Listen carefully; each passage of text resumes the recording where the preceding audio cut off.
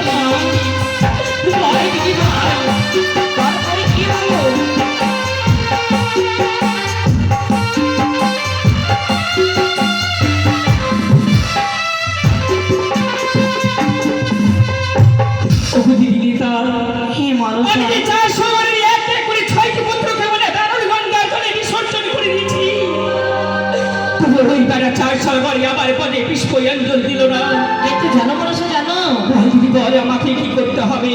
এই 400 টাকা তোমায় অনেক অপমান করেছি। সত্যি দিদি, ভয় নেই মানসা, বিলম্ব না করে ছুটে যাও আমাদের পিতা মহাদেবের কাছে।